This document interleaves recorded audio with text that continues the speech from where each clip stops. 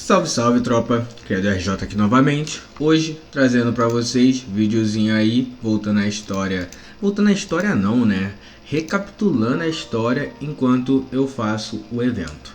Então, vamos ficar fazendo uns drinks aqui, eu comentando sobre as coisas que eu entendi, entre muitas aspas, porque nada tá confirmado, então pode ter muita alteração e eu quero abordar isso com vocês.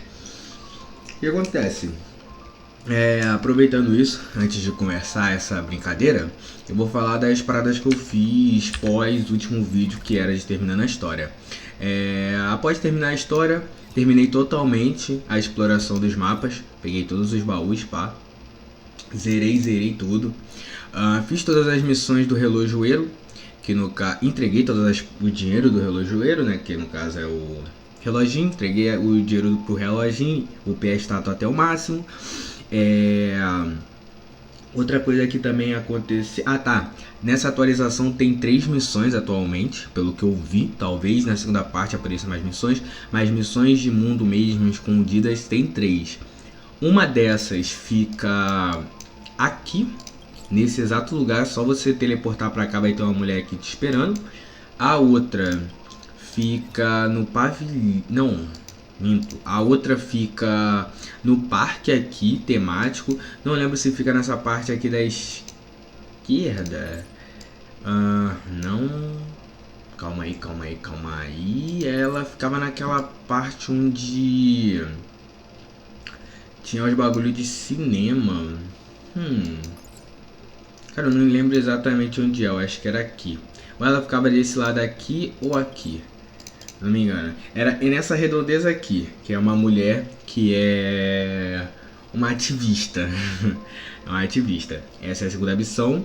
A terceira missão fica no pavilhão do orvalho, aqui nessa cúpula, que é onde nos encontramos com o Sunday, o mordomo aqui. Essas são as 3 missões que eu encontrei. Ao mesmo tempo, você também pode saber se você já fez essas missões só vindo aqui no passe, vendo aqui as figurinhas. Tem as figurinhas, você pode ir acompanhando para ver se você já adquiriu todas, tudo mais. Eu acho que ela, não, eu acho que esse aqui é o do mordomo, se eu não me engano, esse é do mordomo. Esse daqui, essa daqui é da menina que eu te falei, que eu falei pra vocês aí, do corredor, que foi o primeiro onde eu mostrei. E a terceira, não lembro agora qual que era a figurinha que ela dá. Mas vocês podem ter uma noção através disso. Teve outro também, que eu acho que é esse daqui. Esse daqui em específico. Esse daqui é uma missão secreta que vocês encontram nessa parte aqui. Vou até mostrar pra vocês. Ali naquela partezinha do lado do cara que dessa lojinha aqui, vai ter uma cena de crime, então é só vocês irem ali interagir, que aí vocês, no dia seguinte, vocês interagem com o... É como se fosse um banner, tá ligado? Aqueles banners que ficam te seguindo. Vai ter um ali que é um detetive, vocês vão interagir com ele. E aí no dia seguinte, no reset, vocês vão receber uma mensagem dele, vocês vão ganhar uma conquista e vão pegar aquela paradinha lá que é a câmera de vídeo. Foi o que eu mostrei ali. Então é mais ou menos isso. Sobre as conquistas, vamos lá. Tem algumas conquistas que eu ainda não consegui. Tem conquistas que você precisa fazer o evento do coquetel, né? Então eu ainda não peguei. Mas as de resto fica aqui. Ele tá aqui esperando. É só vocês virem aqui e interagirem.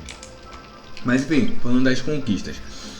Tem algumas conquistas que eu ainda não peguei, que no caso são os do coquetel. Deixa eu ver se elas aparecem. Albergue dos Pesadelos, Albergue dos Pesadelos, Albergue dos Pesadelos, Albergue dos Pesadelos. Essas 4 aqui são tudo desse evento. Tem também as que eu tô com dificuldade, que são essas daqui de batalha. Que você tem que matar o Casca da Ira Dissipada. Esse Casca da Ira Dissipada é aquele dinossauro. E acabou que eu, infelizmente, não enfrentei esse dinossauro da maneira certa. Eu não lembrava dessas conquistas. Então dei mole, dei muito mole. Agora para eu enfrentar esses dinossauros só quando o mock novo chegar. Que aí acredito eu que esses dinossauros vão estar nesse mock. Igual o Aventurine. Quem não pegou a conquista lá do Aventurine, que eu até tentei fazer no vídeo passado, que agora eu não vou conseguir achar, mas é uma conquista de girar tirar dado 6 duas vezes, tudo mais. São duas conquistas, de girar dado 6 duas vezes e de todo mundo da sua equipe ganhar no dado contra o Aventurine. Essas duas conquistas, caso você não tenha pego no modo história, tu vai conseguir quando o Aventurine chegar no mock. Porém, se eu não me engano, o Aventurine só vai estar no mock 12. Eu acho que ele está no mock 12, se eu não me engano. Então é mais ou menos isso. Mas de resto eu peguei a grande maioria das conquistas. Tem algumas aí faltando, pá, mas 711 já tá maneiro pra mim. Já tô quase terminando essa atualização, vai faltar só os eventos, mas de conquista já tô quase chegando lá. Pelo menos as conquistas da 2.1, né? Então é mais ou menos isso daí de alteração. Pegando essas conquistas, aproveitando um pouco da exploração do mapa. Aquela parada de gravação, né? Já fiz tudo também. Já resgatei tudo. Os pássaros também já zerei, já peguei todos os pássaros. É tudo coisa que você faz acompanhando o mapa do jogo. Só você entrar lá no mapa do Star Rail, a própria miHoYo tem, e aí você vai lá e só aproveita as jades que eles estão dando de graça. Então é mais ou menos isso.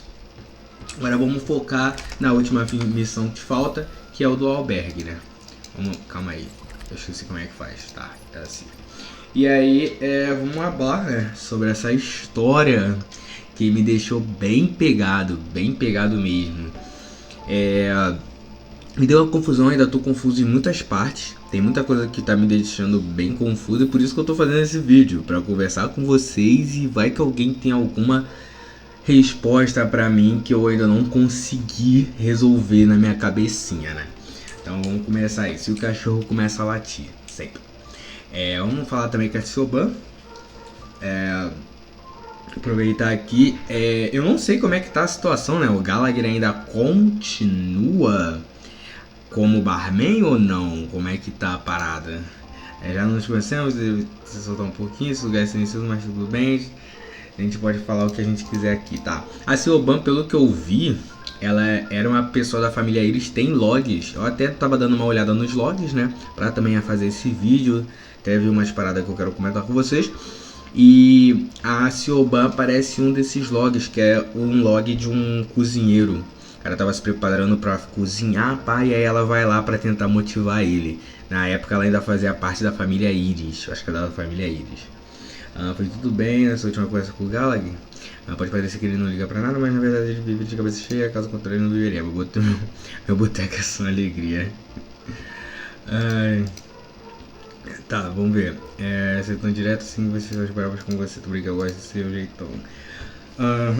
Chamei a equipe que precisa. Eu vou esperar iniciar o evento de fazer os drinks e aí aproveitar para fazer esse bate-papo, né? Então, não sei se eu mostro toda essa conversa, se eu pulo. Acredito que todo mundo já tenha visto essa conversa, né? Eu tô começando atrasado esse evento.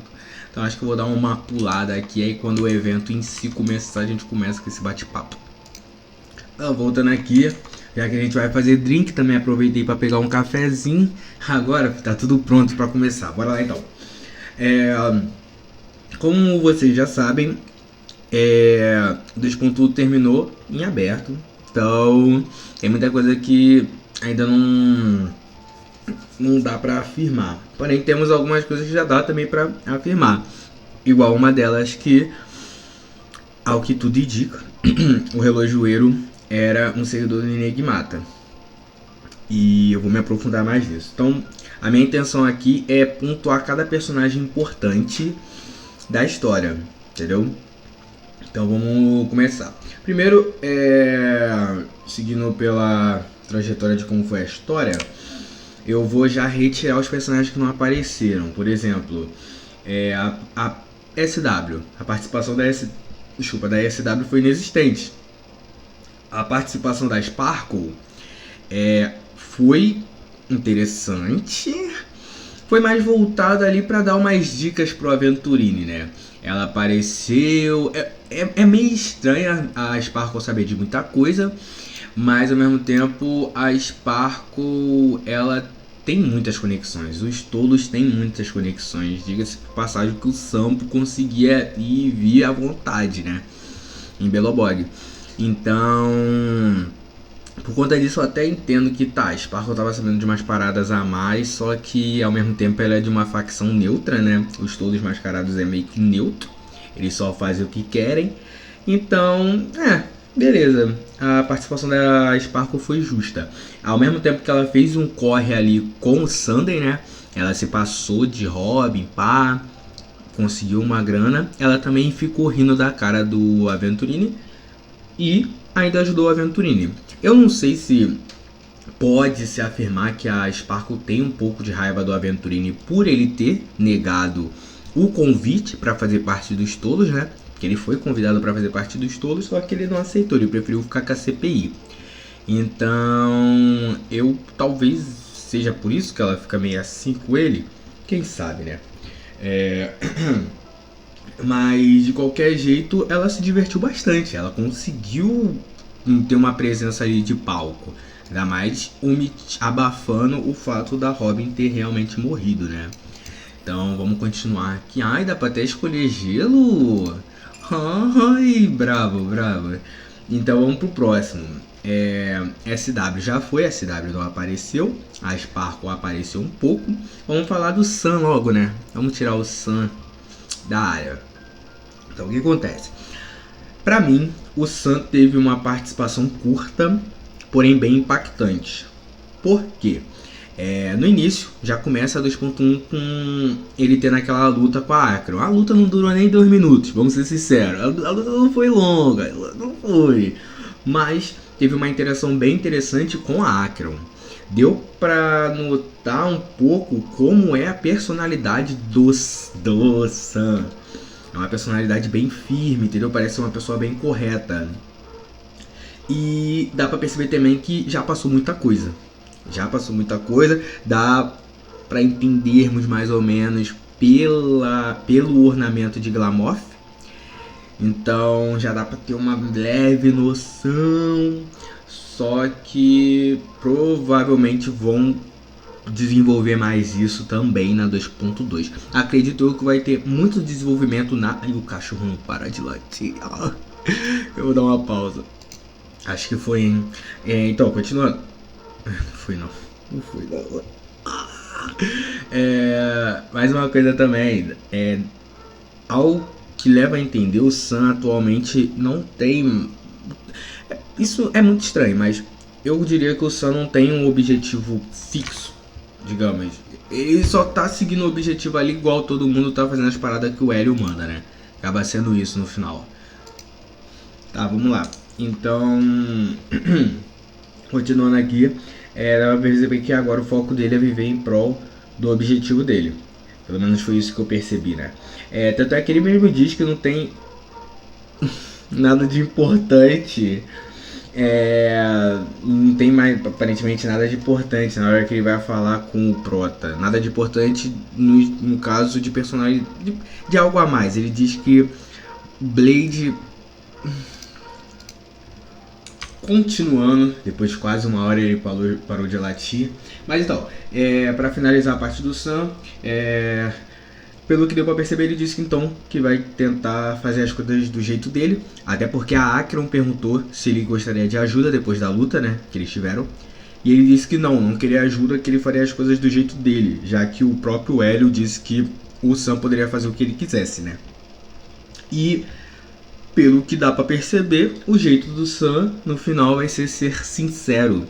Então acredito que na 2.2, o que o Sam / Firefly disser, aí sim eu vou acreditar.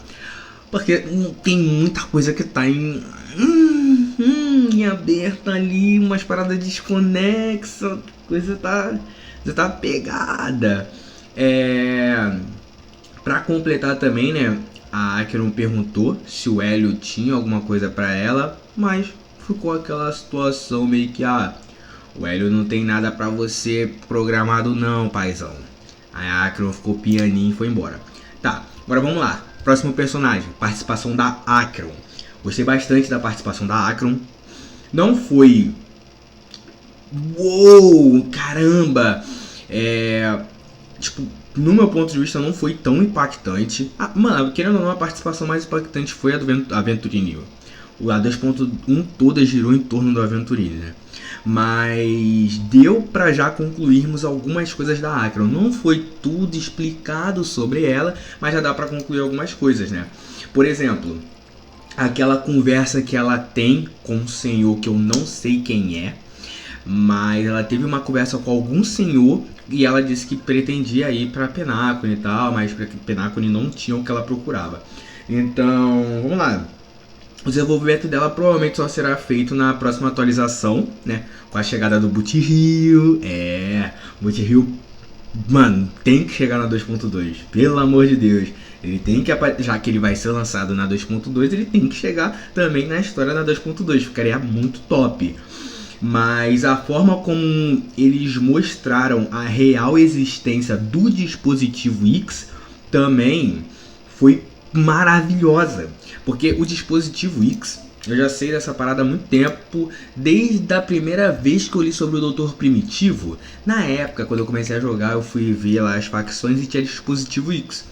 E foi aí que foi a primeira vez que eu vi a citação do Dr. Primitivo, né? Que é aquele maluco lá, que é um dos gênios, só que é um vilão, né? Tanto é que aparentemente o Dr. Primitivo foi um dos motivos dos Vigias da Galáxia terem dado uma diminuída, né? Mas enfim, continuando. Então é muito interessante saber que aparentemente a Acheron está atrás do dispositivo X. Não sei qual conexão o dispositivo X tem com a inexistência, ou se o dispositivo X possa até mesmo ser a inexistência. Acredito que não, pelo menos está escrito lá que é uma facção. Então não sei o porquê a Acheron quer alcançar o dispositivo X, mas ao mesmo tempo tenho uma sensação de que parece que a Acheron quer matar X. Pelo menos é o que eu sinto. É muito interessante também como a presença do Buttheel, mesmo por telefone, foi muito proveitosa. Foi proveitoso o que o Buttheel falou, de que a Acheron deveria ser uma emanadora que não deveria existir. E agora a gente entende que a Acheron não queria ser emanadora. Acabou ela se tornando porque é o que é, né? O meu mano X aí não tá nem aí pra opinião das pessoas, só transformou mesmo como a Aeon se transformou mesmo como emanador e já era. Então achei isso também muito interessante. Outra coisa, agora a gente já pulando pro Buttheel / Black Swan, né? A parte da Black Swan realmente me causou uma confusão. Eu não sei muito bem como abordar isso. Em específico a parte da Constance. Quando a Black Swan foi querer saber o que realmente aconteceu com o Ifrit e os filhos dele, aí a Constance meio que foi falar com a Black Swan. Essa parte eu não entendi. Não sei se é o poder da Constance, mesmo ela estando... Eu não entendi se os filhos do Ifrit ficaram vivos e só o Ifrit morreu, ou se todo mundo morreu e a Constance, com o poder dela, ela conseguiu pelo menos se comunicar com a Black Swan. Essa parte em específico me causou uma confusão, mas no final de tudo parece que nem foi tão levado como base, pode-se dizer. Eu acho que o foco mesmo era tornar possível a ligação da Black Swan com o Buttheel e mostrar que o Buttheel está a caminho de Penacony. Então eu acho que no final de tudo a parte da Black Swan era em específico mostrar a existência do Buttheel. Tem que selecionar o origami, calma aí. Tá, show. Então vamos lá. A parte onde mais me pega mesmo, e é aí que eu preciso até terminar essa parte aqui do evento para mostrar uma parada aqui para vocês. Só que é a parte do Galada. Querendo ou não, o ponto principal de Penacony foi o Galada, Gallagher e o Aventurini. O Aventurini, já falei bastante no vídeo lá da... terminando a história de Penacony, mas eu só tenho que aplaudir pro Aventurini. O Aventurini conseguiu tudo tudo se encaixou de forma magnífica, pelo menos pra mim. Tudo se encaixou bonitinho, desde a pedra dele, que me causou uma confusão. Eu mesmo fiquei, mano, como é que eu vou saber qual é a pedra da Jade e qual é a pedra do Aventurine? E isso foi proposital mesmo, as duas pedras são parecidas e esse foi o plot das pedras. Ao que tudo indica, a pedra sempre esteve com o Aventurine, não sei como, parece que ele esfarelou e botou, sei lá, no bolso. Isso eu não sei onde a pedra estava, só sei que ele esfarelou a pedra dele toda, né? E depois remontou ela, só que acabou que ela ficou toda prejudicada. Mas a intenção do Aventurine de trazer todos os holofotes para ele, e no início, quando eu vi o trailer pela primeira vez, eu pensei que o Aventurine queria matar todo mundo. Só que aos poucos, quanto mais você vai conhecendo o Aventurine, e você lê a história do Aventurine também, desculpa, você percebe que o Aventurine não aguenta mais ver mortes causadas por conta da sorte dele. Pelo menos foi essa a impressão que me causou. O Aventurine, toda a vida do Aventurine foi ele sempre sendo o último sobrevivente. Todo mundo que ajudava o Aventurine acabava, querendo ou não, se prejudicando e morrendo. Então dava pra perceber que o Aventurine sentia meio que uma responsabilidade em cima disso. Ele até tentou ajudar o próprio planeta dele, né, enganando a guilda dos intelectuais, só que tudo ao mesmo tempo fazia parte do plano. Então podemos também dar para perceber que o Aventurine sempre foi um escravo. A vida do Aventurine toda foi servir. Ele era escravo daquele maluco lá que marcou ele e algemava ele. Depois, ao que tudo indica na história, o Aventurine matou esse cara e acabou ele depois se tornando escravo da CPI. Porque ele estava totalmente vinculado com a CPI. E a única forma do Aventurine se desvincular da CPI, pelo que eu entendi, era morrendo.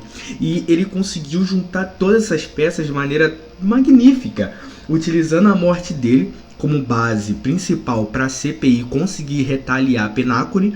Ou seja, ele concluiu o trabalho dele de forma incrível, conseguiu sair das amarras da CPI e agora eu não entendi muito bem se ele morreu ou se ele só fugiu. Não deu muito para entender onde é que aquela parte ali em específico eu também não consegui entender. Se alguém souber, me diga.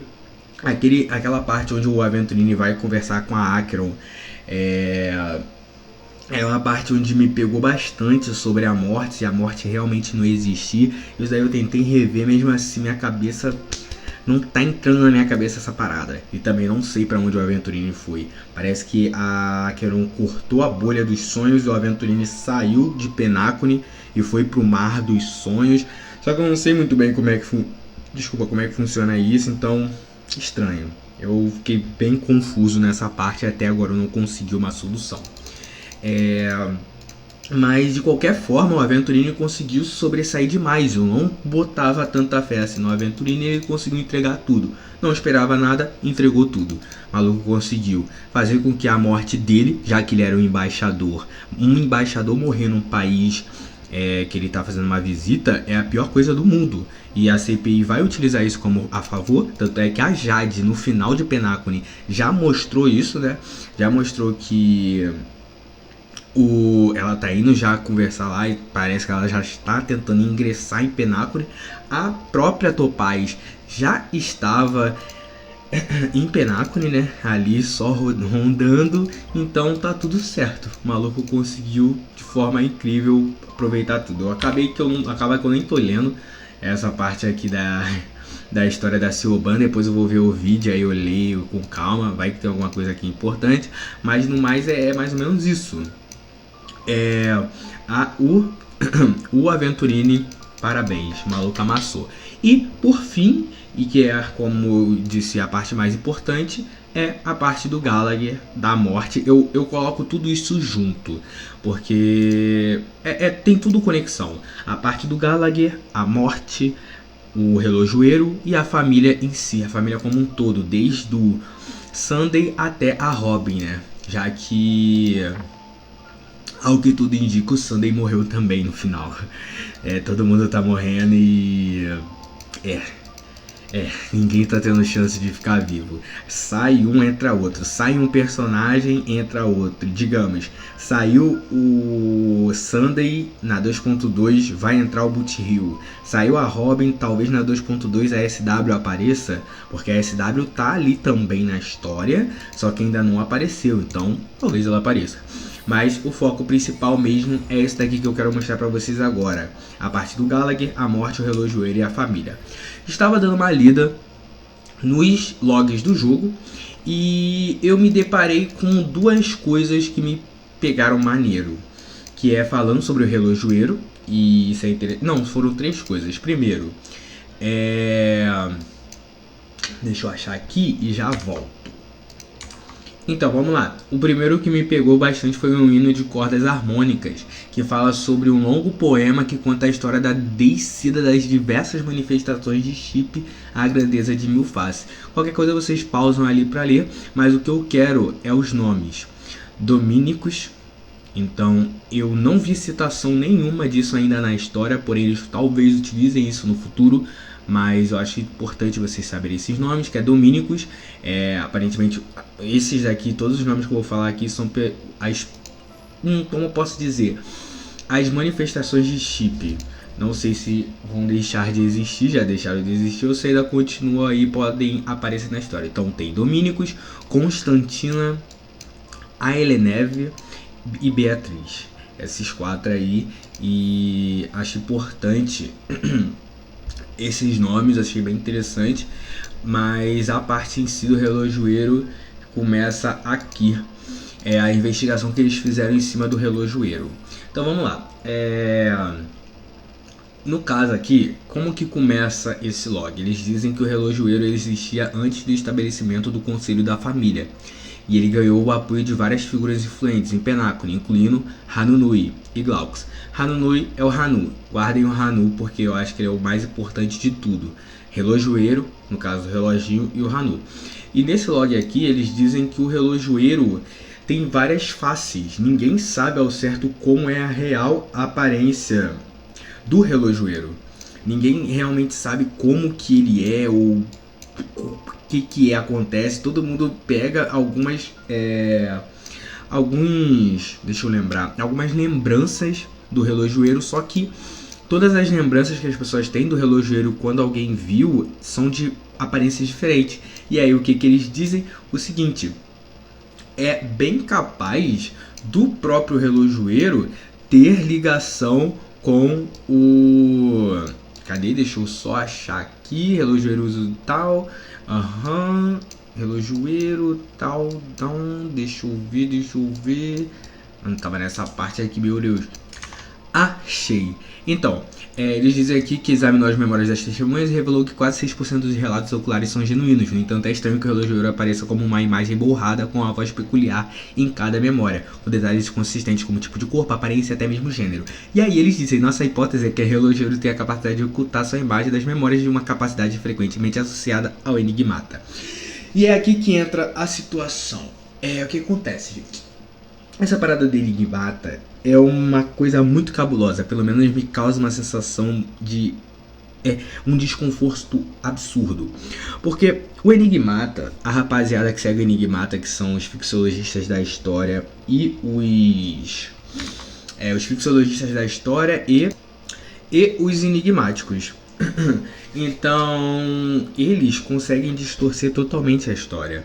E eu quero mostrar também pra vocês uma coisa que eu não sei se ainda dá pra fazer, mas eu recomendo todo mundo vir aqui pra entender o que eu tô dizendo. Vamos lá. Se o relojoeiro, vamos por parte, se o relojoeiro realmente for uma pessoa associada ao enigmata, faz sentido o Gallagher também ser associado ao enigmata. A questão aqui minha, essa parte eu realmente não entendi, o Gallagher realmente existe ou é alguém que criou essa personalidade? Igual, quando eu falei que eu li a história do Gallagher, lá na última parte tá mostrando que o Gallagher nada mais é do que uma encenação. É como se ele realmente não existisse. Então, se o Gallagher realmente não existe, eu só tô jogando aqui, tá ligado? Se o Gallagher realmente não existe, tudo que ele falou pra gente, obviamente, pode ser mentira. Mas a parte do relojoeiro seu enigmata continua sendo verdade. Eu acredito realmente nisso, porque faz bastante sentido pelo simples fato de tudo aqui você começa a reparar que tem algumas incongruências. Por exemplo, o que acontece aqui nesse local? Aqui vocês conseguem uma conquista, tá, pessoal? Se vocês interagirem com cada estátua dessas daqui, vocês vão conseguir uma conquista. O que acontece? Para conseguir essa conquista da última parte, vocês interagem com todas as estátuas e depois volta para essa daqui e interage. Quando você interagir, prestem atenção em cada história dessas estátuas. Quando vocês interagirem de novo, simplesmente tudo que vocês leram, a estátua vai dizer que é mentira. Tudo que a primeira parte da estátua conta é mentira. E aí sim a estátua conta a verdade. E isso é muito esquisito, porque nada mais é do que os enigmáticos fazem. Os enigmáticos simplesmente destroem a história. Por exemplo, isso daqui também é uma outra coisa que eu queria mostrar pra vocês, que é lendo a história do Hanu. Como vocês sabem, as aventuras de Hanu são as coisas que aconteceram na vida real lá. Então, é um documentário. E aos poucos a gente vai percebendo, e isso já é óbvio para quem já terminou a história e vai ler isso daqui, que o Doutor Pedreira, o doutor não, né? O Senhor Pedreira, o chefe Pedreira no caso, nada mais é do que a CPI, né? É um dos líderes da CPI. Eu só não digo que ele é o Diamond, porque eu não tenho certeza nenhuma. Mas seria, e também eu não sei como é que é a personalidade do Diamond. Eu acho que o Diamond não estaria nessa época. Eu só achei que poderia ser o Diamond por conta do Pedreira. Eu achei que por conta de ser pedra, faria sentido. Mas acredito que não. Mas o foco não é esse. O foco é: o Hanu era um chefe. Era, porque o Hanu não existe mais. Mas todo mundo que faz parte dessa história aqui são os chefes das famílias, os primeiros. Tudo isso daqui é o primórdio da parada. Aqui no caso a CPI estava ainda tentando readquirir Penacony, e eles tentavam evitar isso. O Hanu, nessa parte aqui ainda, na primeira parte, o Hanu ainda é o maluco brabão, pá. Só que depois, na historinha pelo menos, o Hanu encolhe e perde as suas forças. Não sei que tipo de analogia seria essa, mas é como se ele tivesse sido nerfado. Não sei se ele perdeu os poderes dele, se desequiparam ele, como que foi realmente. Até porque isso daqui tudo é um desenho animado, então provavelmente deve ter várias analogias aqui que eu não tô pegando. Mas é mais ou menos isso. Se eu não me engano, na segunda parte, vou ver aqui, tava aqui a parte dos cães de caça. Como aqui eles dizem, o Hanunui, no caso que tava falando isso daqui era o pássaro, ele dizia, ele sempre dá um jeito, afinal de contas ele é o chefe dos cães de caça e o revolucionário lendário que iniciou incontáveis revoluções. Isso daí, quem fez aquele evento do Hanu, já estaria meio que por dentro dessas paradas, já teria uma noção, mas aqui eles já dizem claramente que o Hanu, ele foi o primeiro líder dos cães de caça. E para completar, que é o que me causou a sensação mais desconfortável do mundo aqui lendo essa parada, foi nesse final, onde o Hanu tá enfrentando o chefe Pedreira e ele tá engatilhando aqui a bazucona dele, né? Porque o Hanu é poucas, o Hanu é muito estiloso. O maluco só faz isso. E tem como um bazucão sinistro, é naipe GTA. É o CJ, mano. O Hanu é o CJ. Enfim, chega nessa parte aqui que, ó, os crocodilos abriram, o Hanu se escondeu no armário. Depois vocês leem isso daqui, tá ligado? Vale muito a pena. Vocês conseguem essas partes dos capítulos só fazendo as missões do Hanu. No caso, fazendo aquela parada de encolher na televisão e pegar os baús, vocês já conseguem isso. E aí o Hanu se escondeu no armário do chefe Pedreira. E o que acontece? O chefe Pedreira já estava em paranoia de que o Hanu estivesse no quarto dele, e aí ele chamou todos os crocodilos. Os crocodilos começaram a caçar, pá. Logo os crocodilos abriram o armário, se depararam com um cano sombrio do bazucão e o pequeno irmão Hanu parado ao lado do botão de disparo.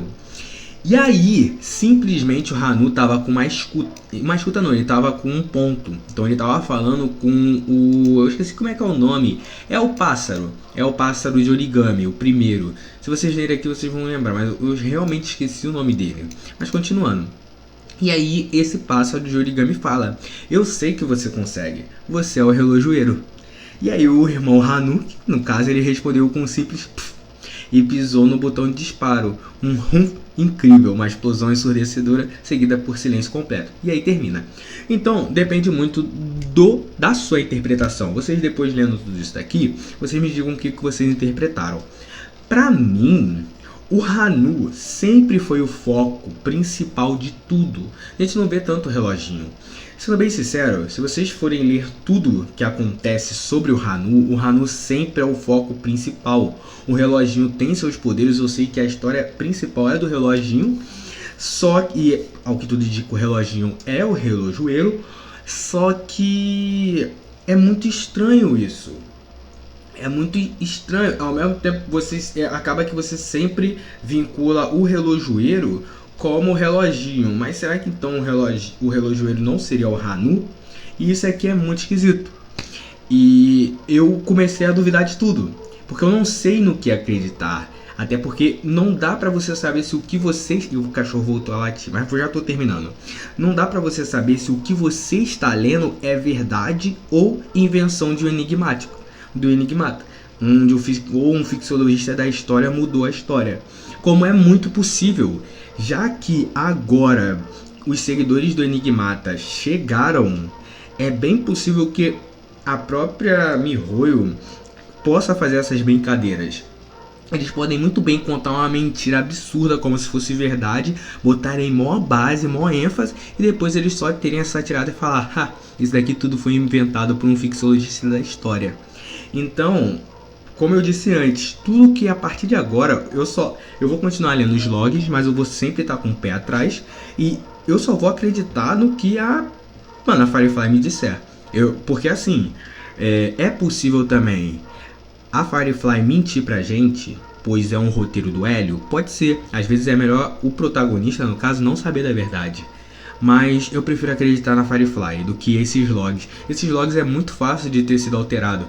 Por sinal, calma aí. Por sinal, eu lembrei da última coisa que eu queria... Meu Deus, o cachorro não para. Ai, meu Deus, eu só quero... Tá terminando.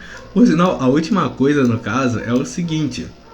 Existe um log, no caso, que é os principais incidentes no mundo onírico, que fala de cada coisa que uma facção fez. Por sinal, CPI, como sempre, sempre na área, os Todas Mascaradas também fizeram uma coisa, mas a principal é o primeiro incidente, onde os fixologistas da história lançaram um ataque surpresa ao Museu do Monumento de Sol. Durante o ataque, os registros da galeria dos estúdios Clock foram modificados, e suspeita-se que a famosa escultura original do reloginho tenha se fundido com um mimema não identificado. Novas exposições apareceram na galeria de história da tecelagem de sonhos e origami. Ou seja, eles têm esse poder, eles conseguem alterar qualquer coisa. Talvez o que eu esteja lendo agora seja mentira, e isso causa uma paranoia. Se você realmente gosta bastante da lore e você quer descobrir a verdade, vai causar uma paranoia, porque você não sabe se o que você está lendo é verdade ou é mentira. Então era mais ou menos esse daqui que é o foco do meu vídeo. Só fazer essa recapitulação, só para pegar um pouco do que está por vir. Na 2.2, então, chegada do Boot Hill, solução. Espero que a Firefly nos diga o que realmente está acontecendo, para onde foi o Aventurine, e se Deus quiser, a gente finalmente descubra quem realmente é o Gallagher e o que é a morte, porque é isso que tá faltando para entendermos, né? E por sinal, por fim, né? Cadê o relojoeiro? Quem é o relojoeiro? O relojoeiro é do bem ou é do mal? Porque se a gente for ver, o relojoeiro sempre causou um tumulto. Então isso é uma coisa boa ou uma coisa ruim? Se a gente for ver pela história do Hano, o Hano que sempre ajudou as pessoas de Penacony, o reloginho só ficava farriando. Então e aí? Qual é a verdade? Mas é isso então, pessoal. O vídeo era mais ou menos esse. Acabou que eu nem fiquei fazendo tanta bebida, fiquei só mais mostrando aqui a parada. gravar e jogar é uma parada complicada, ainda tenho que me acostumar mais com isso, mas eu queria realmente mesmo só passar pra vocês essa parte da história. Nunca fiz um vídeo falando sobre lore em específico, só a lore, mas eu espero ter ajudado e também quero saber a opinião de vocês sobre o que vocês acham desse final, o que vocês acham sobre o relojoeiro e se vocês descobriram mais alguma coisa, se eu deixei algo passar. Então deixem aí nos comentários, como sempre, vamos ter um debate aí, vamos hablar. E é isso, pessoal, espero que vocês tenham gostado do vídeo. Desculpa o cachorro latino, infelizmente essa é a minha situação. E é isso, tá, pessoal? Muito obrigado por assistir até aqui, um beijão, forte abraço e até o próximo vídeo. Valeu, valeu!